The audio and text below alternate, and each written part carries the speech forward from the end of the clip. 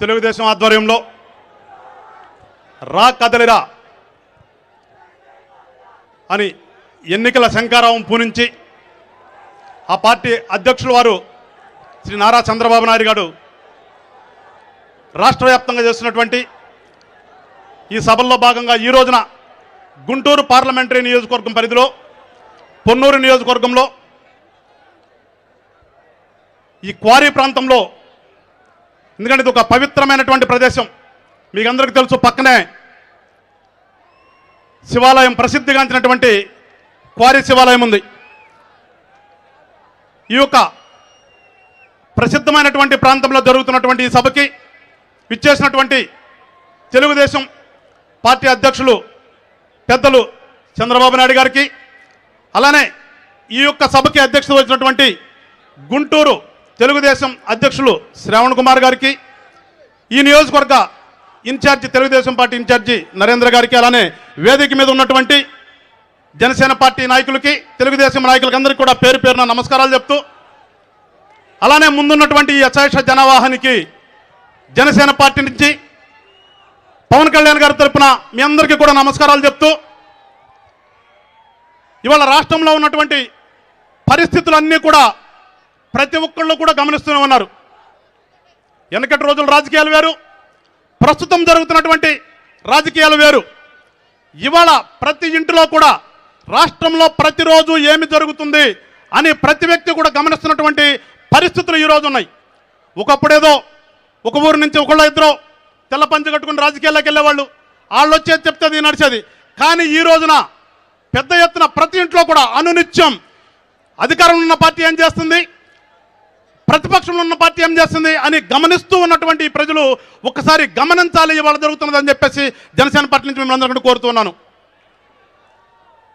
ఇవాళ రాష్ట్రం అభివృద్ధి దిశగా వెళ్తుందా, తిరోగమనం దిశగా వెళ్తుందా? ఒకసారి ఎలక్షన్లు జరిగిన తర్వాత ప్రతి 5 సంవత్సరాలకి ఎలక్షన్లు ఏ రకంగా వస్తాయో ప్రజాస్వామ్యంలో, అదేవిధంగా ఇవాళ ప్రజాస్వామ్యంలో ఎలక్షన్ జరిగిన తర్వాత గెలిచినటువంటి ప్రభుత్వాన్ని ఏర్పాటు చేసిన తర్వాత ప్రభుత్వం యొక్క విధి ఏంటి, ప్రభుత్వంలో ఏమి చేయాలి అనేది పక్కన పెట్టేసి, నాకు అధికారం ఇచ్చారు, నాకు 151 సీట్లు ఇచ్చారు కనుక నేను ఈ రాష్ట్రంలో ఏది చేస్తే అదే రాజకీయం, నేను ఏది చేస్తే అదే ప్రభుత్వం, నేను ఏది చేస్తే అదే చట్టం అన్న సంధానే వాళ్ళ ప్రస్తుతం వైఎస్ఆర్ పార్టీ అధ్యక్షుడు జగన్మోహన్ రెడ్డి గారి అధ్యక్షన పరిపాలన జరుగుతూ ఉంది. మిమ్మల్ని ఉన్న వాళ్ళని కానీ, ప్రసార మాధ్యమాల్లో చూస్తున్న వాళ్ళని కానీ, రాష్ట్రంలో ఉన్నటువంటి ప్రజలందరినీ కూడా కోరేది ఒకటే, ఏ ప్రభుత్వం అయినా సరే ప్రభుత్వం ఏర్పడిన తర్వాత ప్రజలు వాళ్ళకి అధికారం ఇచ్చిన తర్వాత ప్రజలకు మంచి చేయాలనే ఆలోచనతో ఉంటేనే వాళ్ళని రాజకీయ నాయకులు అంటారు, సేవ చేసే నాయకులు అంటారు. తప్పితే మాకు అధికారం వచ్చిన తర్వాత మా ఇష్టానుసారంగా చేస్తాం మేము అనేవాళ్ళని ఎప్పుడూ కూడా వ్యాపారస్తుల కింద లెక్క పెట్టాలి మీరు. ఎందుకంటే మీ అందరికీ తెలుసు, జగన్మోహన్ రెడ్డి గారి ప్రస్థానం ఎక్కడ మొదలైంది. వాళ్ళ నాన్నగారు 2004లో ముఖ్యమంత్రి అయితే, ముఖ్యమంత్రి కాకముందు ఈయన యొక్క ఆర్థిక పరిస్థితి ఏంటి, ముఖ్యమంత్రి అయిన తర్వాత ఈయన యొక్క ఆర్థిక పరిస్థితి ఏంటి ఒకసారి గమనించండి మీరు. పూర్తిగా ఒక వ్యాపారం లాగా రాజకీయాలను ఎంచుకున్నటువంటి వ్యక్తి వాళ్ళ తండ్రి గారు చనిపోయిన తర్వాత అదే ఒక సింపతితో నన్ను చంపారు, మా తండ్రి గారిని చంపారు, ఒక్క ఛాన్స్ అని ఈ రాష్ట్ర వ్యాప్తంగా పడి తిరిగితే పాపం సింపతి చూపించారు. నిజంగా తండ్రి లేని బిడ్డ అనుకున్నారు. కానీ తండ్రి లేని బిడ్డ తండ్రి ఉండగా ఎంతగా ఈ రాష్ట్రంలో వ్యాపారం చేశాడో మీరందరూ కూడా గమనించారు. ఆ రోజున ఆ గమనించకపోవడానికి కారణమే ఇవాళ ఆంధ్ర రాష్ట్రం ఇట్లా తగులుబడిపోతాం కారణం. విడిపోయిన తర్వాత ఆంధ్ర రాష్ట్రం విడిపోయిన తర్వాత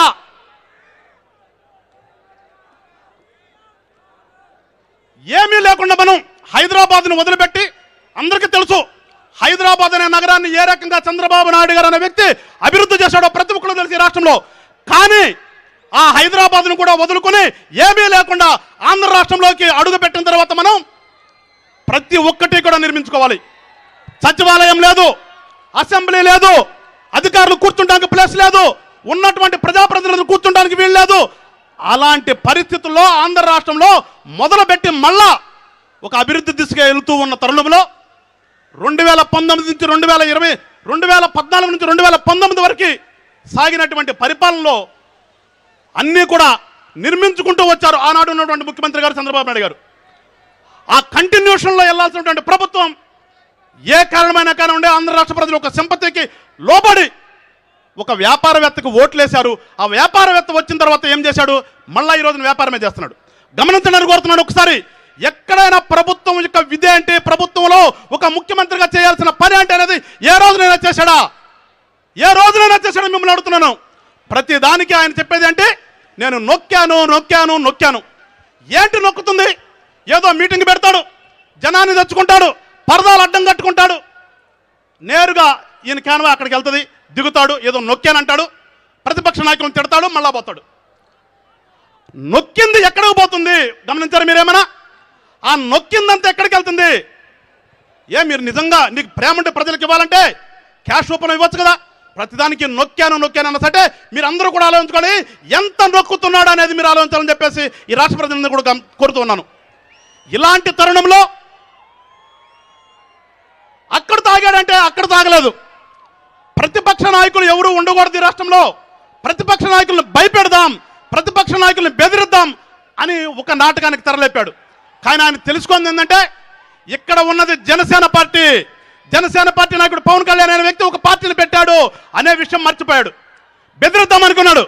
ఆయన వల్ల కాదు, ఆయన తాతల వల్ల కాదు, అది అందరికీ తెలిసింది. వాళ్ళ ఇట్లా వచ్చిన తర్వాత ఆ రోజున ఏదైతే బీజం వేసి చంద్రబాబు నాయుడు గారు మొదలుపెట్టినవి రావటంతోనే ప్రజావేదికను పగలగొట్టడంతో స్టార్ట్ చేశాడు.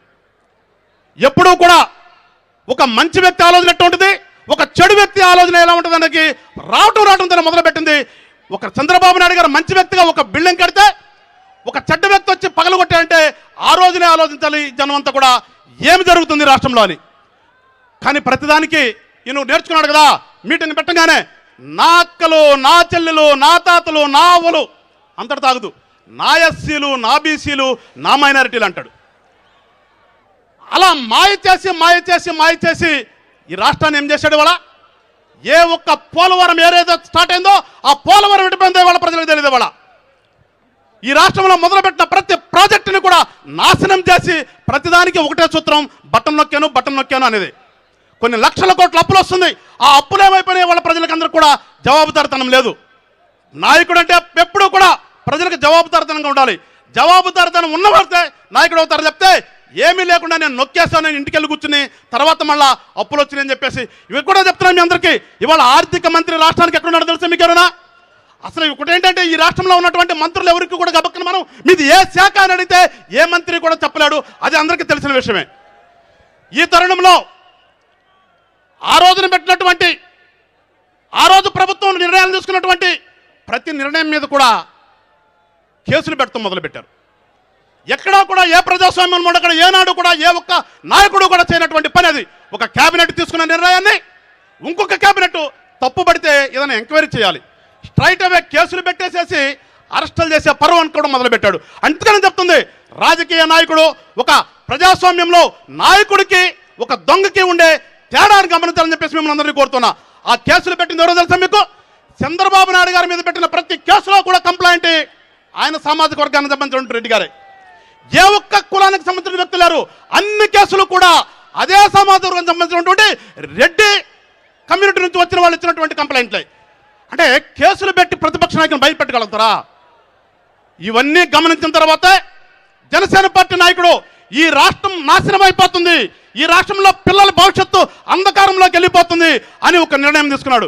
రాజకీయాల్లో ఏ నాయకుడు కూడా తీసుకున్నటువంటి నిర్ణయాన్ని పవన్ కళ్యాణ్ గారు ఈ రాష్ట్రం కోసం, ఈ రాష్ట్ర అభివృద్ధి కోసం, ఈ రాష్ట్రంలోని జనం యొక్క సంక్షేమం కోసం ఒక నిర్ణయాన్ని తీసుకుని చంద్రబాబు నాయుడు గారితో కలిసి వెళ్తాను అని చెప్పేసి ఒక నిర్ణయం తీసుకున్నాడు. మీరందరూ కూడా ఒకసారి స్వాగతించండి. పవన్ కళ్యాణ్ గారు అనే వ్యక్తి ఈ రాష్ట్ర అభివృద్ధి ముఖ్యం, ఈ రాష్ట్రంలో ప్రజల సంక్షేమం ముఖ్యం అనుకుని చెప్పేసి ఒక మంచి ఆలోచనతో కలిసి వెళ్దామని ఒక నిర్ణయం తీసుకుంటే దానికి రకరకాలుగా చూసారు మీ అందరూ. ప్యాకేజీ ఏదో వాళ్ళు ఇష్టానుసారంగా రకరకాల మాటలు మాట్లాడుతున్నారు. నిజంగా చెప్పండి, మీరు అందరూ అడుగుతున్నారు రాష్ట్ర ప్రజల్ని, పవన్ కళ్యాణ్ గారికి డబ్బులే కావాలంటే రాజకీయాలు కావాలా? రాజకీయాల్లోకి రావాలన్నా? ఏసీలో కూర్చుని ఏసీలో సంపాదించుకునే అవకాశం ఉన్నటువంటి వ్యక్తి పవన్ కళ్యాణ్ గారు. ఏసీలో నుంచి కాళ్ళ కింద పెట్టకుండా సంపాదించుకున్న వ్యక్తి పవన్ కళ్యాణ్ గారు ఎండల్లోకి వచ్చి చంద్రబాబు నాయుడు దగ్గర ప్యాకేజ్ తీసుకోవాలా? ప్రజలను ఒక్కసారి ఆలోచించండి అని చెప్పేసి కోరుతున్నాను. ఇదే ఎవరినైతే మోసం చేస్తాడో ఈ నా ఎస్సీలు, ఈ నా బీసీలు, ఈ ఎస్టీలు కూడా అందరూ కూడా ఆలోచించండి. అరే, అంబేద్కర్ గారి పేరుతో ఉన్నటువంటి ఒక పథకాన్ని తీసేసి ఆయన పేరు పెట్టుకున్నటువంటి వ్యక్తి ఒక విగ్రహాన్ని పెడితే ప్రేమ వచ్చేసిదా? ప్రేమ అంటే ఎక్కడ కనిపించాలి? నువ్వు పెట్టినటువంటి నీ నాన్నగారి పేరులో, నీ పేరులో పెట్టుకున్న ప్రతి పథకానికి కూడా అంబేద్కర్ గారి పేరు పెడితే అది ఎస్సీల మీద ప్రేమ అంటే. కానీ ఉన్న పేరు కూడా తొలగించి ప్రజల సొమ్ముతో అక్కడ ఉన్నటువంటి గ్రౌండ్ అంతా పాడు చేసి ఒక విగ్రహం పెట్టేస్తే ఆయనకి ఎస్సీలు అంటే ప్రేమ ఉన్నట్ట. ఒక్కసారి ఎస్సీ సోదరులందరూ కూడా గమనించాలని చెప్పేసి కోరుకుంటూ, ఈ రోజున కేవలం జనసేన, తెలుగుదేశం ఈ రాష్ట్రంలో కలిసి వెళ్తుందంటే ఈ రాష్ట్రంలో అభివృద్ధి కోసం, ఈ రాష్ట్రంలోని ప్రజల భవిష్యత్తు కోసం అని చెప్పేసి ప్రజలందరూ కూడా ఆలోచించి ఈ పొత్తును స్వాగతించి మీరందరూ కూడా పెద్ద ఎత్తున, ఎంత పెద్ద ఎత్తున ఉండాలని నేను కోరుకుంటున్నానంటే 2024 ఎలక్షన్లో నోటిఫికేషన్ వచ్చిన తర్వాత నామినేషన్ వేయడానికి కూడా వైఎస్ఆర్ పార్టీ తరఫున క్యాండిడేట్ ముందుకు రానంతగా భయపడే విధంగా మీరందరూ కూడా మద్దతు ఇవ్వాలని చెప్పేసి మిమ్మల్ని అందరినీ కోరుకుంటున్నాను. ఎందుకంటే ఇప్పటికే చూశారు ఎన్ని రకాల ట్రాన్స్ఫర్లు చేస్తున్నాడో, ఎన్ని రకాలుగా మారుస్తున్నాడు క్యాండిడేట్ని. ఎన్ని తిప్పలబడినా ప్రజలందరూ కూడా ఒక నిర్ణయానికి వచ్చారన్నది ఇవాళ వాస్తవం. ఆ నిర్ణయానికి బ్రేక్ పెట్టడం కోసమే మళ్ళా ఆయన సోదరుని ఆనాడు తిప్పాడు, మళ్ళా ఇవాళ తీసుకొచ్చాడు. మీ అందరూ చెప్తున్నాను సోదరులరా, కాంగ్రెస్ పార్టీకి ఒక కొత్త యాక్టర్ వచ్చింది ఇవాళ. ఆ కొత్త యాక్టర్ చెప్పే మాటలు మీరు నమ్మి కేవలం అది ఓటు చీలకూడదని పవన్ కళ్యాణ్ గారు ఏ నిర్ణయం అయితే తీసుకున్నాడో ఆ నిర్ణయానికి బ్రేక్ వేయటం కోసమే ఇవాళ కాంగ్రెస్ పార్టీ ఆ ప్రయోగాన్ని చేసింది తప్పితే ఎక్కడా కూడా ప్రేముండో అన్నకు వ్యతిరేకంగా కాదు అని చెప్పేసి మీరందరూ కూడా గమనించి ఒక్క ఓటు కూడా చీలకుండా రానున్నటువంటి ఎలక్షన్లో ఏదైతే జనసేన, తెలుగుదేశం పొత్తుతో అభ్యర్థులు ఉంటారో అక్కడ గాజు గ్లాసు ఉంటే గాజు గ్లాసు, సైకిల్ ఉంటే సైకిల్, ఆ రెండు సింబల్సే మీ అందరికీ కూడా కళ్ళ ముందు కనిపించాలని చెప్పేసి, కనిపిస్తేనే మళ్ళా ఈ రాష్ట్రం బాగుపడుతుందని చెప్పేసి, రాష్ట్రంలో ఉన్నటువంటి యువత భవిష్యత్తు మంచిగా ఉంటుందని చెప్పేసి మిమ్మల్ని అందరినీ కోరుకుంటూ మరొకసారి ఈ అవకాశాన్ని కల్పించినటువంటి ఈ యొక్క సభకి, ఈ సభ నిర్వాహకులకి, పెద్దలు చంద్రబాబు నాయుడు గారికి నమస్కారాలు జరుపుకుంటూ జై జనసేన, జై తెలుగుదేశం.